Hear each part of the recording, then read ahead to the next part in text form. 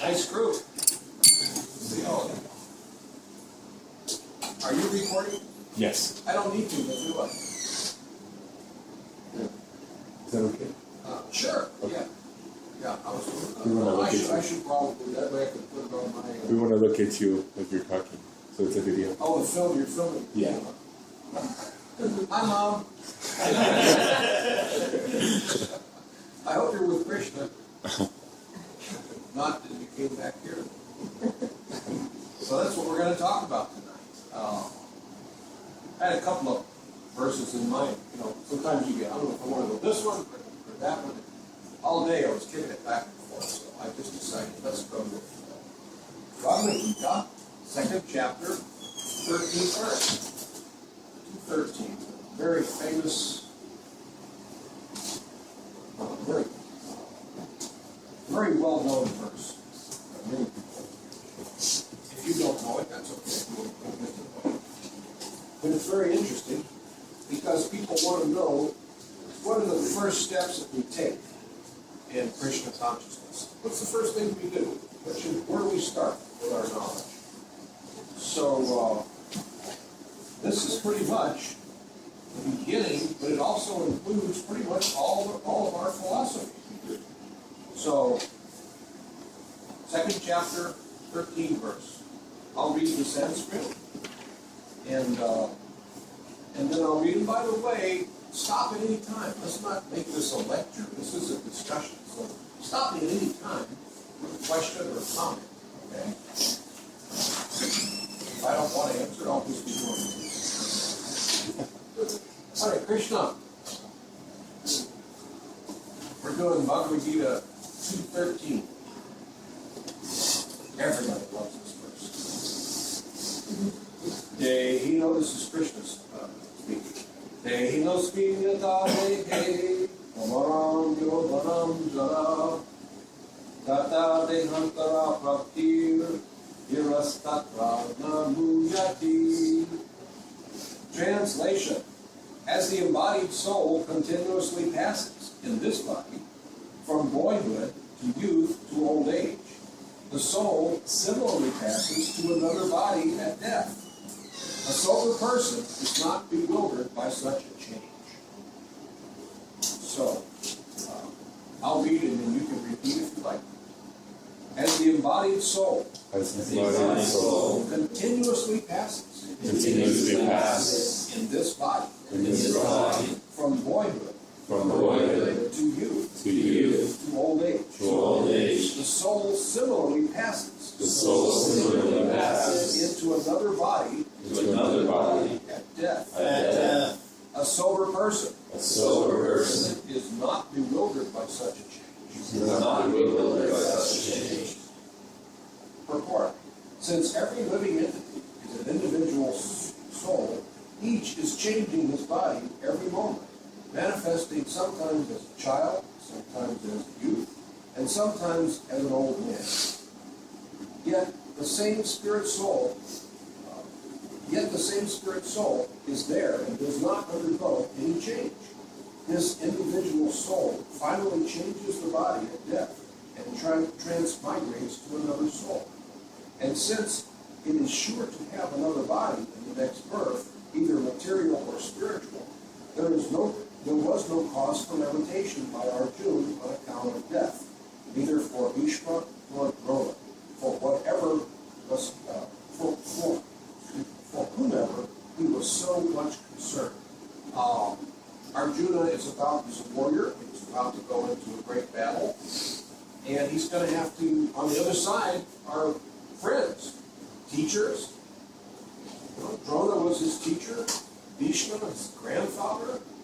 They wound up on the wrong side. So Arjuna, as a warrior, has to go do his duty, and he's lamenting, Krishna, I don't want to kill them. You see, Krishna's explaining they're changing body at every moment.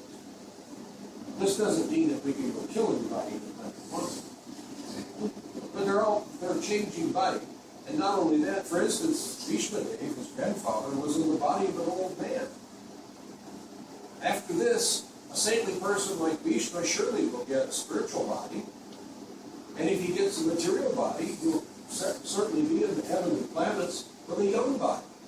So what is the cause of your lamentation?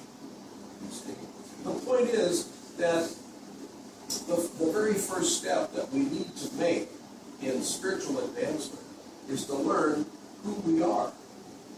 And by doing that, we kind of need to know who we're not. We're not this body.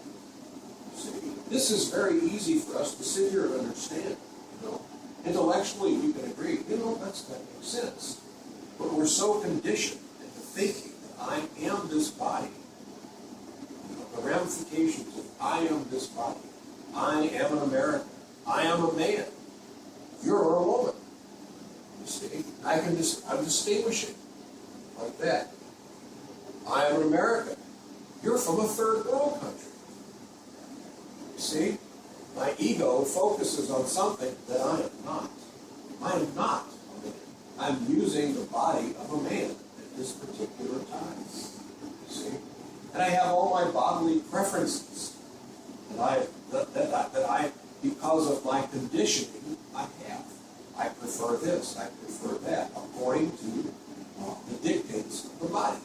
The senses are telling me every moment what they want. And I'm thinking that I am my senses. I think I am my mind. This is kind of deep to wrap your mind around. But I'm saying I'm not my mind. So in other words, when my mind says, boy, I sure would like a big frosty milkshake. Does that mean I want a milkshake? it means that my senses have suddenly been appealed to. And the mind is saying, well, yeah, let's do it. You see? Let's get a milkshake. And I have the right, if I realize that I am not the body, that I am the owner and driver of the body. It's like I'm the owner and driver of my car. I'm not my car. I have to drive my car or else it'll do reckless things. Same thing with the mind. If I don't guide this mind, it'll do reckless things. It'll say, let's go smoke that. Let's go drink that. Let's have couplement with that person, this person. Let's do this because it will make me feel good right now. See? And so I'm thinking, oh, I'm wanting a milkshake, or I'm wanting a nice glass of beer because I saw that billboard. You know, last time I was here, it was in June. It was like, one day it was 115 degrees. And I'm driving down the street, and I just happened to look at the temperature on my car. It's at 115 degrees. I say, whoa! And then I look up, and I see this billboard, and they've got a picture of someone pouring a glass of beer out of a can. And it's all frosty. It looks really cold. You see? So my tongue could say, I want that. And the mind could say, oh yeah, let's get it. See what I mean? But I know I don't want that. I don't want it. It's going to taste horrible. It has an intoxicating effect. I'm conditioning myself into thinking, I'm speaking for many people, that it tastes good. It's just like the first time I ask people, the first time we ever tasted alcohol. If you've ever tasted alcohol, the first time tasted horrible. People tell you things like, well, it's an acquired taste. So in other words, I don't like it. But if I continue taking it, I'll develop a taste. Okay, well that makes all the sense in the world. What about drinking paint thinner? You know, you can, or smoking. The first cigarette that people have made them cough. It generally makes you sick. And I was a little boy, and I stole a cigarette and I smoked it just because everybody else was around me. And it made me sick. I thought, this is horrible. But yet I'm influenced because on the movies I see Humphrey Bogart. He's got the cigarette always, and he's talking with it. And I'm thinking, well, I got to do that. I mean, that's really cool. You know? And you see the people in the movies. I remember when I was a child, I don't know if they still do it, but when I was a child, in the movies, it would be like somebody would have something happen that would be something drastic. And they're feeling all shook up. And so, here, take this glass of brandy. Oh, thank you. Whoa. Oh. I'm sitting there as a kid thinking, I gotta do that. Sometimes I feel like that, you know. If I dumped down a glass of brandy, that would solve everything. I was being conditioned. There used to be, I used to watch baseball. I grew up in Chicago. I was watching the baseball, the Chicago White Sox. And there was a beer company that had practically every commercial, the sponsor, all of the home games. I think maybe all of the games was Chicago games. And they were very expert in making these commercials of pouring the beer, and the foam would come up, and some of the foam would run down the side of the mug. It was all frosty, and it was from the land of sky blue waters. It was made in Wisconsin. And they would show rivers coming, a river coming through the rocks and mountain trees. And they would be singing, from the land of sky blue waters. And you're sitting there on a hot day. We didn't have air conditioning. You sit there watching baseball, and I'd just be, oh, boy, if I could just get one of those. I'm 8 years old, I'm dying for a beer. First chance I have, boy, I'm going for that. So we're being programmed. You see, this is, it's programming, it's brainwashing. We're having this pushed on us by the material energy. nothing spiritual about these things. And I'm thinking, I want that because my senses see some cool liquid. It's cold and I'm warm. My tongue says, ooh, that looks good. And the mind processes it. And it's, yes, let's get that. I really want that. Why does my mind do that? Because I don't have a hold of the reins. See? I don't know that I'm not my mind. It's just like driving a wagon and you don't know there's reins for the horses and they're going wherever they want. They want to go over here to eat grass, and they want to go over here. You know, you do something stupid and you think, why did I do that? Well, I wanted to do that. No, I didn't want to do that. My mind told me that I wanted to do that. See, I've been a brainwashed robot for billions of years. In whatever body I found myself, I've had a mind that's telling me, I'm a squirrel, I'm a this, or I'm a that, I want this, I want. You know? It's like, you ever take, you can identify with this, you ever take your kids to the store? Are you, like you need to go to the store and you just need some butter. Let's say you're making something and you need butter. And you say, oh, look, I'll be right back. I'm going to the store. Oh, mommy, take me. No. I'm just going to run in and run right back out. I just want to do, oh, mommy, take me.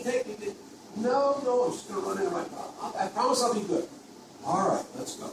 So you take them there. You say, look, I'm just going to get butter. All right, we're going to be good. And so you walk in the front door. By the time you get back to the butter, they want a million things. Mommy, I want this. Can I get this? Look at this, Mommy, can I get? Isn't it like that? This is they're not. Yeah, you want to tape them up and tie them up. Poor little kids are all dragging along, all taped up and tied. This is the nature of the senses. This is what the senses and the mind do to you. The mind is the sixth sense. People want to know, well, if I'm not the mind, what am I? What is the mind? The mind is the sixth sense. All of the senses filtered through the mind. With the sense of touch. And the mind starts to decide, what do I want to do? Is this acceptable? Is the timing right for this? Or, you see what I mean? If it's an unbridled mind, it's going to say, sure, let's go for it. Unless it's something like, well, I don't know, I better not, I might get caught. You know? So the mind sometimes does some good for us. See? Might get caught doing this, or once in a while the mind may say, well, that could make me sick. You know? But generally the mind says, yippee, let's do it. I want this. So, I'm not my body, I'm not my senses, and I'm not my mind. I am the soul. See? So, I have passed through so many different bodies in this lifetime. I'm going to be 65 years old, almost 65. And after so many years, you can almost enjoy it. You know what I'm talking about. We've lived so many lives. There's been so many changes. How many lives have we lived? I can remember being a young boy, but I don't feel any differently now. You know, sometimes I'm surprised when I look in the mirror and I see this old face looking at me. You know, what are you doing here? See? So I've changed body again, and again. And at the time of death, I will leave this body. Why will I leave the body? Because I can't stay in it anymore. I can't use it. Why do you get rid of a car? It breaks down. Can't be repaired. When this body breaks down and can't be repaired, I'll leave it and I'll take another. The soul is eternal, unborn, and undying. Krishna says in another part of Bhagavad-Gītā, never was there a time when you did not exist. And never will there be a time when you will cease to be. Now people can understand that and say, you know, I like the sound of that. That makes a lot of sense. You know? Can you imagine? Have you ever tried to imagine what would it be like if at the time of death, the lights just went out, you just ceased to exist. Can you even imagine not existing? You know, if it's normal, if that's the normal chain of events, then why can't I imagine it? If death is natural, I always like to use this. Does anybody know what the death rate of the planet is right now? 100%. 100%? Still 100%, right? In other words, everything that takes birth here does what? Dies. Some things live for a long time. There's trees out in redwood trees. They live like 5,000 years. Some of those trees were here when Krishna was here. There are trees in India that were here when Krishna was here. See? There's a tree in Mayapur where Lord Chaitanya was born underneath. I have a twig from it right here. So, some things live for a long, long time. So, yes. I'm trying to get my mind around. I know that I'm an ignorant soul, but does that mean I'm showing lack of knowledge or ignorance when my mother dies and I'm born? No, it's conditioning on one hand, and on the other, because that's what you're supposed to do if you're any kind of a good son. What kind of a son would cry and mourn for the death of his mother? That's the way we've been conditioned. See? Now, what's really happening is you miss her association. You see? Basically, the reality is you miss her association. When my mother passed, I realized that I'm not going to have her association anymore. And I thought, well, I like having her association. However, she's going on, whatever she gets is going to be better than what she has right now. She was with an old body, it wasn't working well. You see, she had led a pious life. To some degree, pious life. She'd eaten Mahaprasad. So, the likelihood she's going to be born not only a human being, but in a devotee family. I don't have to worry about my mother. You see? She's okay. Once in a while, it would be nice to have her association, but I still have her association. You see? I still have her association in my mind. I remember, all the wonderful things she used to say to me. Stand up straight, you look like an idiot. Things like that.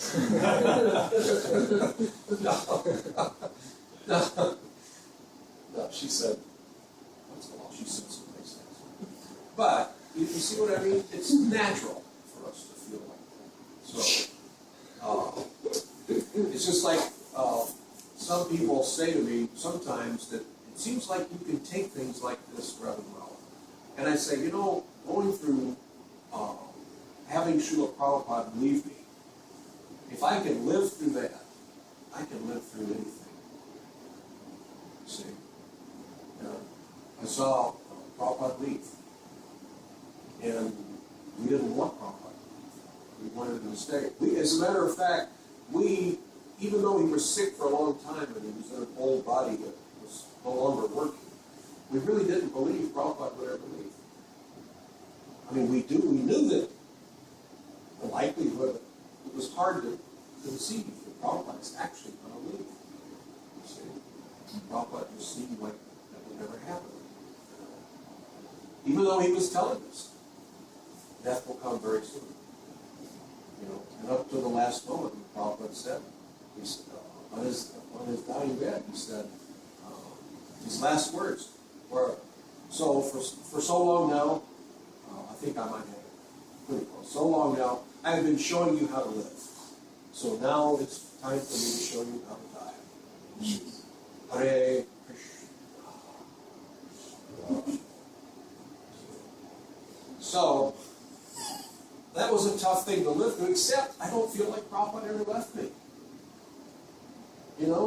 I can remember his words, like I was talking about my mother, saying, stand up straight, do this. Don't clean your room. See, I can remember Prabhupada saying, don't waste time. Chant Hare Krishna. If you've got time, chant. Don't waste your time. Distribute my books. You know. And then we've got his books. His words are in his books. So I still have Prabhupada. Do I have his body that I can touch? No. But I still have Prabhupada. And I feel like I have him even more now. And in some ways, the same with my mother. You see. So it's not bad to lament. We lose a lot. But let's be realistic.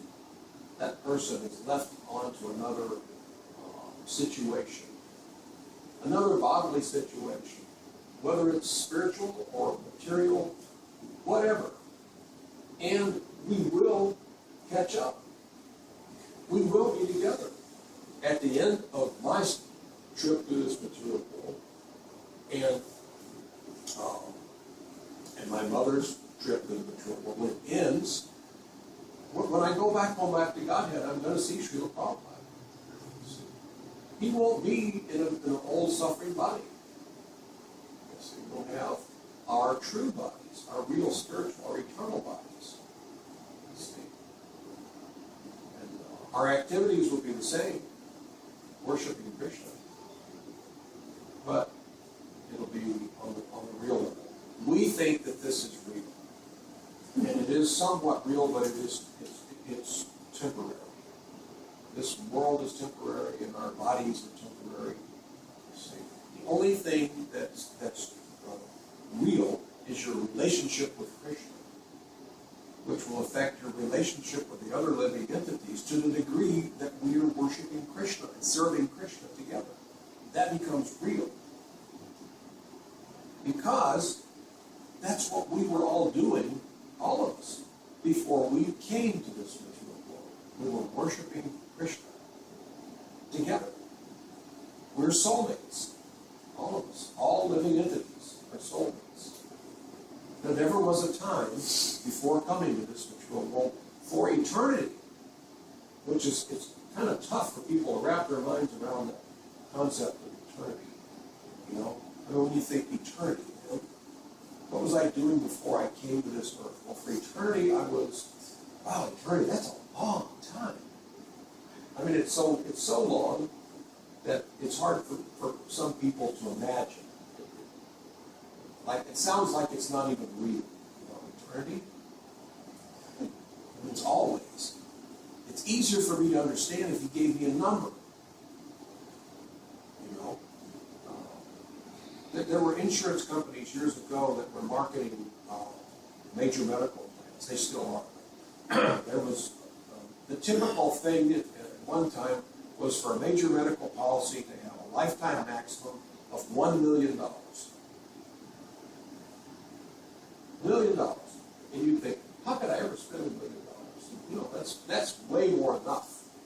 So the actuaries in another company calculated how much more would it cost us if we had a lifetime maximum of $2 million. And they figured out pennies. Pennies. How many people have more than $1 million of claims in a lifetime? Very few people ever reach $1 million out of the numbers that are insured. So how many people go over? Well, you know, how many go over $2 million? Practically none. So for another few cents, we can offer $2 million. And then another insurance company said, oh, well, gee whiz, we calculate the same way. We're going to offer a $5 million lifetime maximum. And then Aetna, Life and Casualty, there's, you know, they're the big king of the hill. They had a $1 million. They said, all right, we're going to give you unlimited. Unlimited. People couldn't wrap their minds around unlimited. And you would think, well, that means more than 5 million. 5 million means more. Because I know what you're talking about. Unlimited, I don't know what that means. You see? So it's difficult for us to imagine unlimited eternity. So, but if we can, forever, we were, to all of us together, serving Krishna in one capacity or another. That's what we do. That's who we are. We all know each other. We're all part and parcel of the Supreme Lord. See? So, we come to this material world, let's say we're here for 150 billion years, or 300 billion years. That's not even a nanosecond in the scope of eternity. We come here and we go right back. We go right back to doing what we were doing when we left. It's so fast, it's like it doesn't even happen. Because we're eternal creatures. To us, there is no such thing as time. There's no time in the spiritual world. Krishna comes into this material world as time. He says, time I am, the destroyer of worlds. If Krishna didn't come here as Kala, as time, then this world would last forever. Nothing would ever wear out. You see? Because everything that emanates from the Supreme, who is perfect, is also perfect. So he has to come as time, so it'll have a duration. You see? But we don't have a duration. So this, whatever you want to call it, 150 trillion years that we're here in this world, it may seem like forever. And it's so long that the living entity, like some people say, I feel like I'm a much newer soul than maybe you or you. Really, that you don't know that. Really. We've all been here so long that we're considered nityabandhas, eternally. We've been here for eternity, almost. Although for eternity, we were somewhere else before we came here. So the nityabandha, eternally, what's that? Condition. Eternally. Sometimes I've been eternally conditioned for so long, it's like an eternity. See? And however, those in the spiritual world are called nityasiddhas. They're eternally liberated. Well, somebody could say, yeah, but how can you be eternally liberated? You went to the material world for 300 trillion years. That doesn't even exist, really. 300 trillion years in the scope of an eternal living entity. That's not even a blink of an eye. It's like you never did come here. See? Yes, Sean? In the spiritual realm, when we return, we have no remembrance of the billions of births that we've had here. So how do we know better in Vishnu Loka to not want to have separation from Krishna? How is it that we are given permanent liberation, but we never opt to be separate again? How, if we don't have any remembrance, is there some sort of like spiritual scar that we're like, oh, or something that... That's a good analogy, maybe a small scar. Not that we remember everything. God, I remember when I had this terrible pain. Or you have a basket on your head with fruit, go to the Krishna, you look at someone and you're like... Yeah. Oh. You don't have exact, but you know that wasn't good. What was not good about it? Because now you're back home. You're liberated. You're back home with Krishna. You're sitting at the lotus feet of the beautiful Lord. Radha and Krishna, you see how they're enjoying so nicely together. So here you are. You're at the feet of Krishna. You're walking with Krishna, holding his hand through the Vrindavan forest, intoxicated by the smell of the flowers and the beauty of Krishna, his smile. And Krishna has this way of enchanting with his beautiful sideways glances. Spoke about all through the Vedas. Krishna likes to glance at you sideways, out of his eyes. Which is very cute, the way he does that. Which you find very charming. You're glancing. You're looking at, we're walking and you're acting like you're not looking at me, but you're looking at me, aren't you? Which you find very flattering. You see that? So this is the rasa you're having with Krishna. You're back into your element. This is where you were for eternity. This is where you will be for eternity. The only thing that you remember really is that one time I left you. One time I left you. was I thinking? I was looking for something as good, if not better, than you. Actually, I was a little envious. I wanted to be you. I wanted to be the center of attention. And so I left. And Krishna doesn't get angry and throw a fit when you decide that, I want to be you. He says, all right, I will help you. He knows you're going to be right back here in no time. It's going to be less than a nanosecond. You're going to be right back. To you, it's going to be trillions of years. What a sense of humor, though, to have, to know that, okay, go into the wormhole of illusion, but each and every one of you will be hankering for me. Yeah. That's just so funny. Isn't it? So funny. And now, if you or I had that attitude, people would think, you're so puffed up. Well, you're so full of yourself, Well, but when Krishna has that attitude, it's true. Well, you are everything. You are the cat's meow. You are the best, the most beautiful, the most charming, the most desirable. There's nothing that comes anywhere near close to you. God, I love every minute. The gopis curse their eyes because they don't like having eyelids because they blink. For that split second, they don't get to see Krishna. He's that beautiful and attractive. And you never know when he's going to do something, something amorous, something attractive. See? Every split second of Krishna is sweet nectar. So once we get back, what we know is we sure aren't leaving. There is no power, no force that could get us to leave again. See?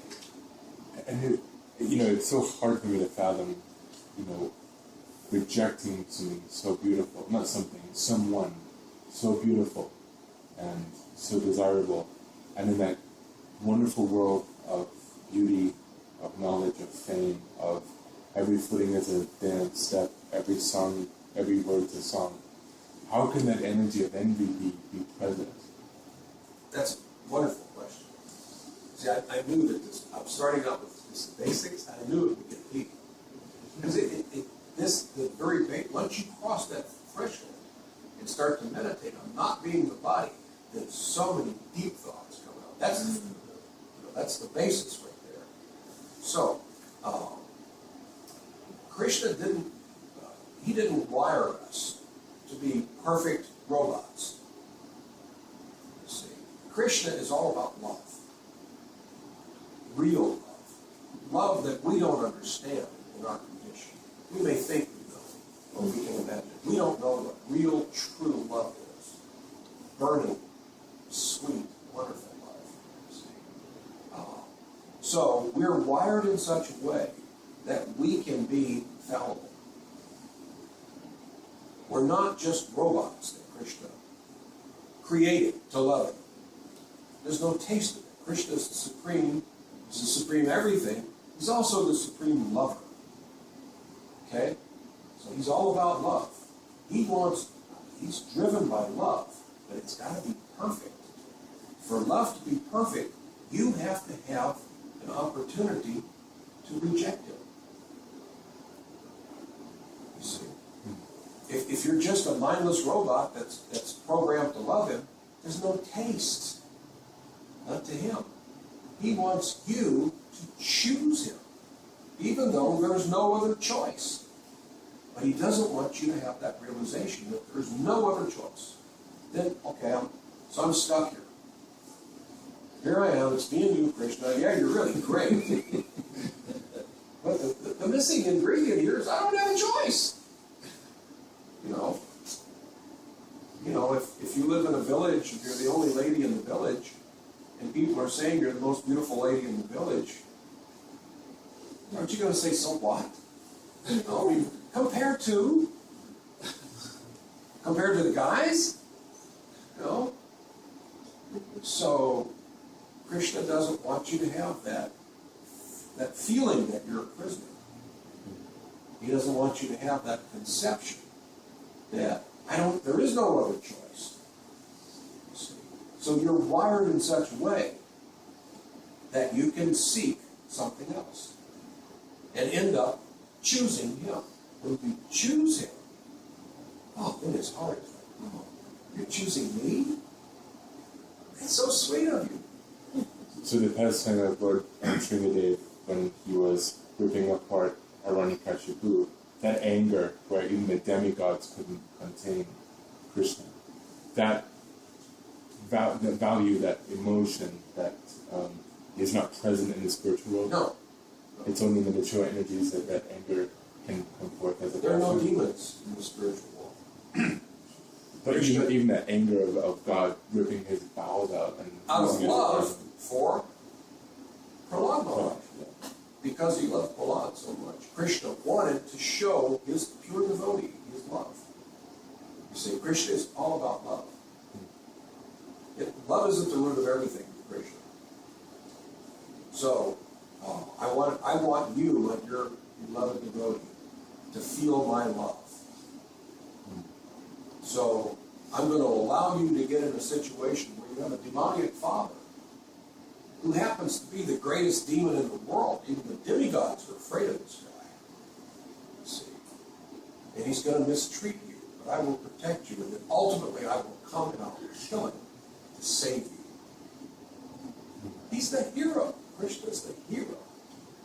He's where we get the concept of heroics from. Whenever you see the hero, like Superman or Batman, or these things come from our mind. We know what a hero is. We've associated with Krishna. He's the hero. The only reason that we seek out something like that is because we really want our true hero back. The true hero, Krishna. And he wants to have that relationship with him. So he creates all of this. He populates the stage. He creates the theater.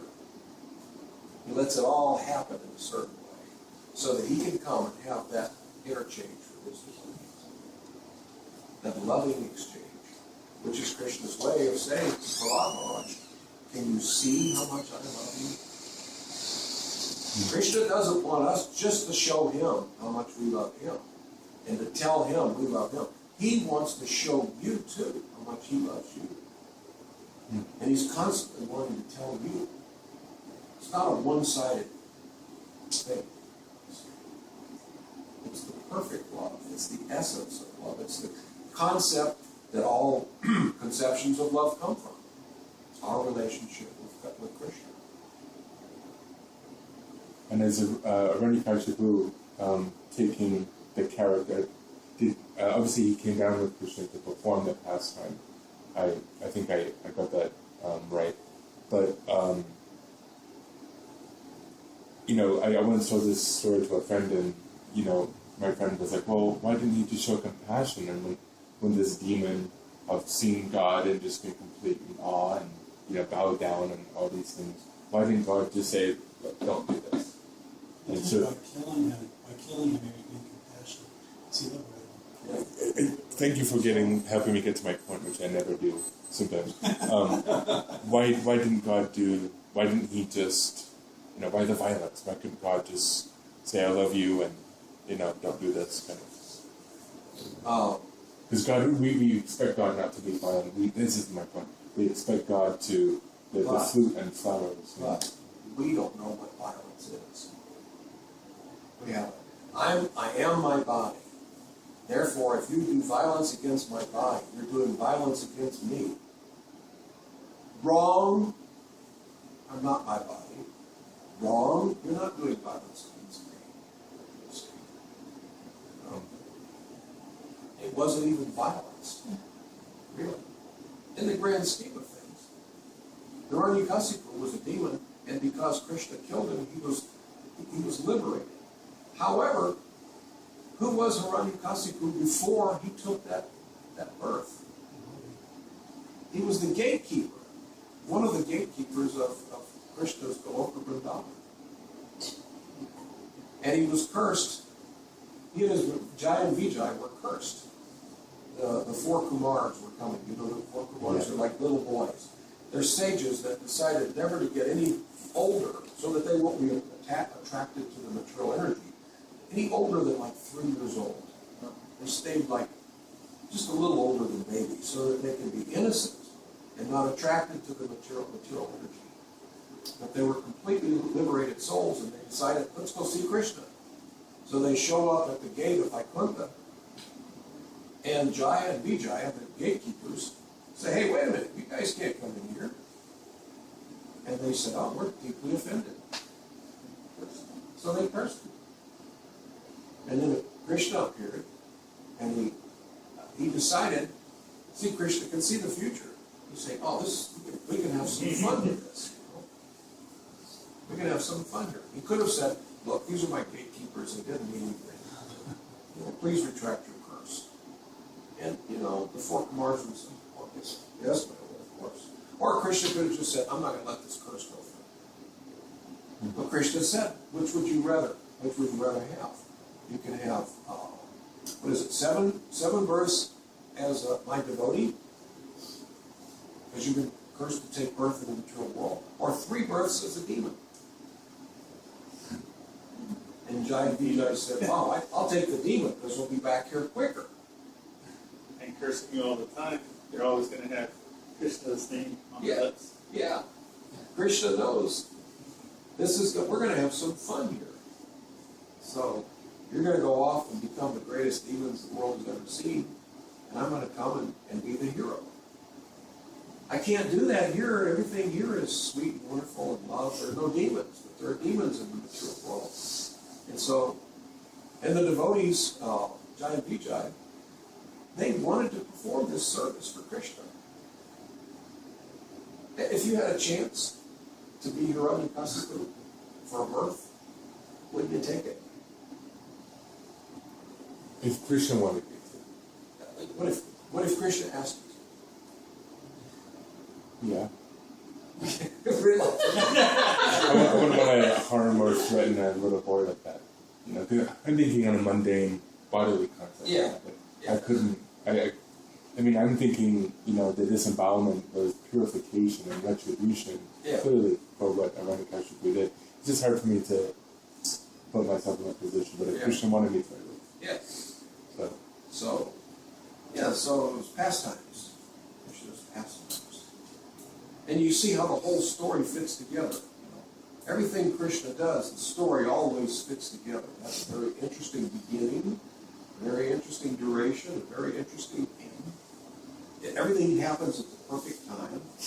You know, it just happens in the perfect way. You know, Krishna he does things like that. Yeah. You were saying that Krishna wired us to have free will. So when I hear that we were wired a certain way, that kind of makes me understand that we were created. But Bhagavad-Gītā says that we were ever existing. So how do those two realities coincide? Yeah, and that's another one tough for us to wrap our minds around, because we never were created, but yet our minds have to see that there was some time when we had a beginning. We were wired. So it's hard for us to understand the workings and the laws of the spiritual world. You know, in the spiritual world, there is no beginning and there's no end and there's no duration. So we were never created, but yet we were. It's like the sun and the sunshine. Yeah. So, you know, factually, we have always been this way. But yet everything is by Krishna's design. If everything is by Krishna's design and nothing happens by chance, then there must have been a design period when he was at the designing board, the drawing board, designing us. That's logic, right? But it's material logic. Spiritually, no, there never was a time when Krishna had a plan for us. We just are this way. And it's by his sanction and by his design. But yet there never was a time when he was designing us. Because during that design time, we're not that way. Or either we not exist. You see what I mean? So we are by his design, but yet we've always been this way. We're going to have to go to the spiritual world to get used to the laws of the spiritual world to understand this. It's very difficult for us to understand, but it's wonderful to ponder. It actually relieves the mind so much if you could ponder things like this rather than things like, oh, what's this government shutdown going to do to us? See, you know, we can get all caught up in all these other things that agitate us. Otherwise, we can ponder these things. This is an excellent thing to ponder and to chase it. You know, the origin of this. And along the way, you get Krishna. Another thing that popped into my mind was you mentioned the gopis, Krishna islands from Lincoln. So the spirit world is us as spiritual beings in spiritual bodies. Do those bodies have functions similar to that? Those material ones, such as waking and sleeping? Yeah, similar. You're not supposed to go to the bathroom. Yeah, there's not the gross side. Everything is attractive to the spiritual world. But everything here is a gross representation of the spiritual world. Did you have a question? I wondered if you, well, I want to know if you make a distinction between mind and conscience, and then what that difference is. Consciousness is, and this is another very good question, consciousness is the symptom of the presence of soul. Say When the that body- again. Say that again. Consciousness is a symptom of the presence of the soul. When a body is conscious, there's a soul present. Take away the soul, there's no consciousness. So, then, the consciousness is the soul. It's, I'm trying to think of the word, it's indication. So, consciousness. The mind has no consciousness without the soul. Mind just reacts. It's like my hand wants to feel like you want to pet a cat.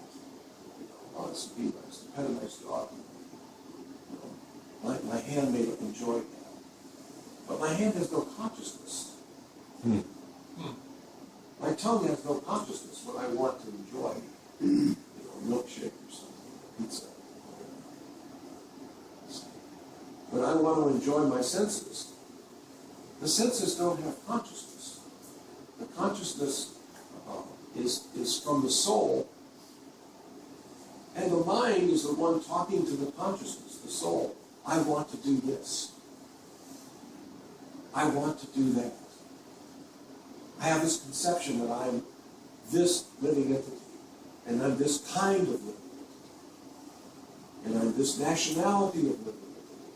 So therefore, I want to enjoy with that living entity, because that living entity, according to my illusion, matches up with what I want.